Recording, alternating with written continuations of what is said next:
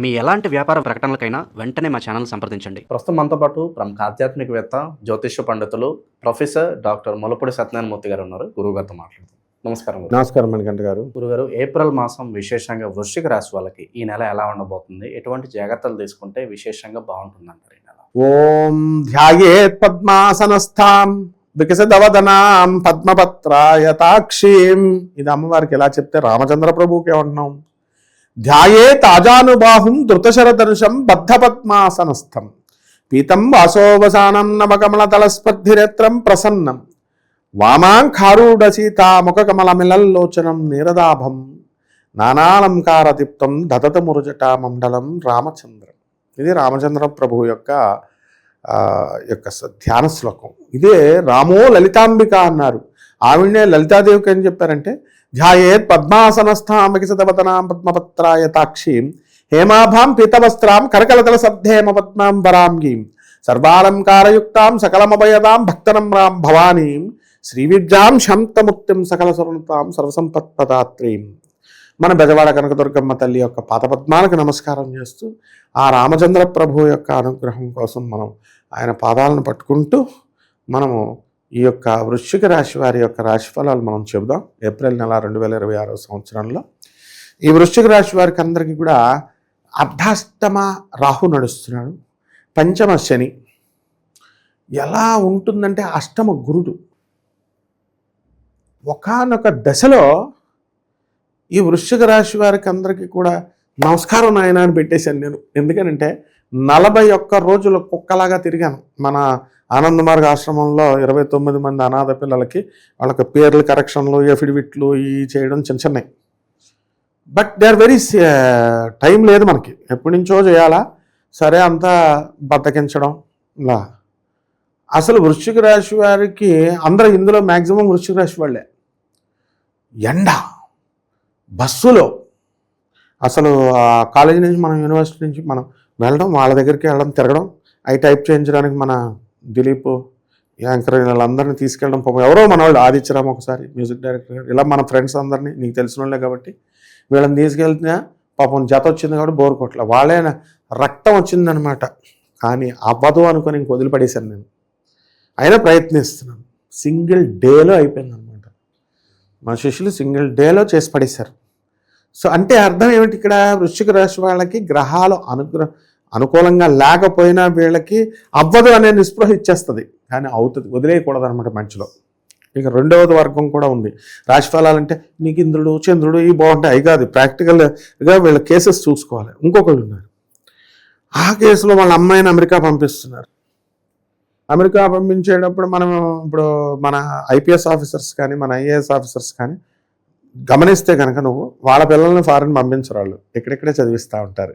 ఎందుకు వచ్చిందిరా బాబు మనకు ఆ దేశం, మన మంచి కోసమే. పాపం వాళ్ళు ఏం చెప్తారంటే ఫారెన్ మ్యాచెస్ కోసం ఇది చేయకండి అమ్మా, అక్కడ వాళ్ళ మంచి ఎంక్వైరీ చేయాలి వాళ్ళ గురించి అని చెప్తారు.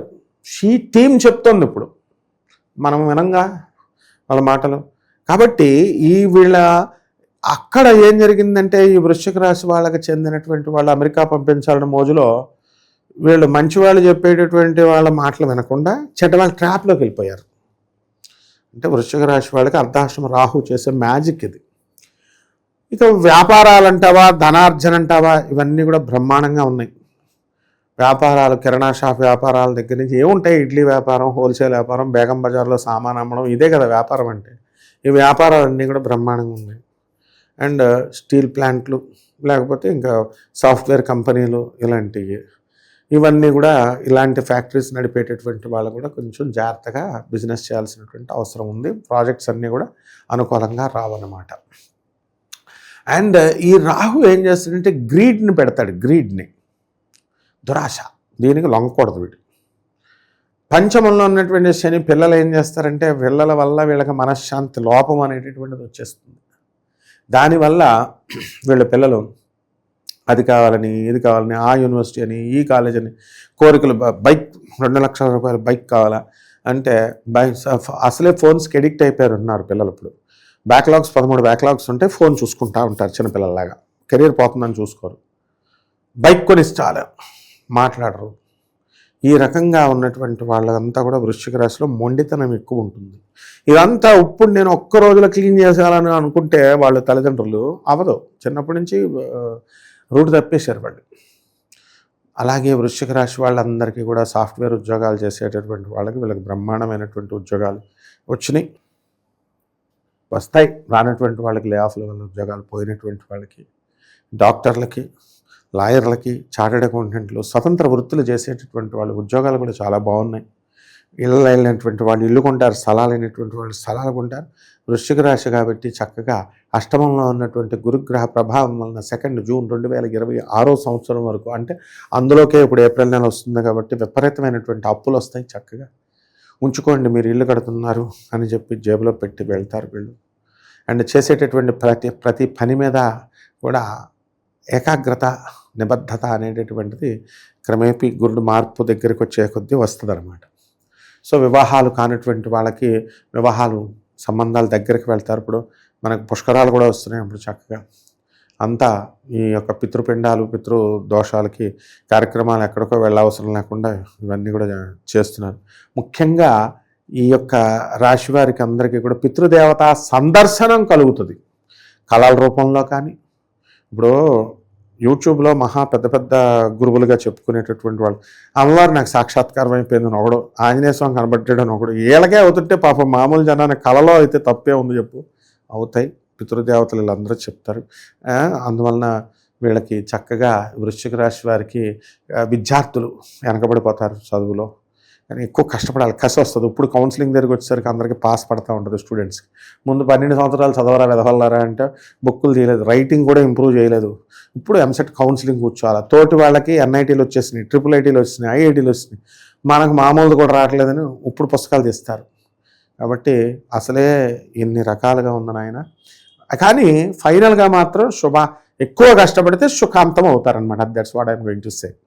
గురుగారు, ఇక పరిహారాల విషయానికి వస్తే ఈ మాసం ఇలాగే కొనసాగాలంటే ఎలాంటి పరిహారాలు చేసుకోవాలి, కొంచెం మంచి ఫలితాలు వీళ్ళకి ఉండాలంటే? పరిహారాలు మనకి మూకాంబిక అమ్మవారిని ఉన్నారు.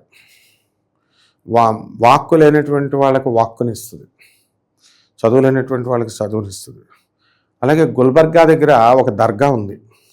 ఆ దర్గా మీద మనకి చిలక ఉంటుంది. మాటలు రానటువంటి వాళ్ళకి ఆ చిలక మీద పంచదార వేస్తారు వాళ్ళు. 10 రూపాయల దగ్గర నుంచి ఎంతన్నా ఇస్తారు వాళ్ళకి. ఆమె ఇప్పుడు కరోడ్పతి అయిపోయింది. అక్కడ మాటలు వచ్చేస్తాయన్నమాట అలాగా. సో ఇలాంటి వాటికి వెళ్తారు మనోళ్ళు. కాబట్టి పరిహారాలు కావాలి ఏంటంటే they want magics, they don't want logics. So మనము మూకాంబిక అమ్మవారి యొక్క దర్శనంకి వెళ్ళడము, అలాగే ఈ యొక్క కంచి అమ్మవారు ఉన్నారు, కామాక్షి అమ్మవారు. ఆ కామాక్షి అమ్మవారి దగ్గరికి వెళ్ళడము, ఆ అమ్మవారి యొక్క దర్శనం చేసుకోవడము, అండ్ ఆ అమ్మవారి కుంకుమార్చన చేసుకోవడము.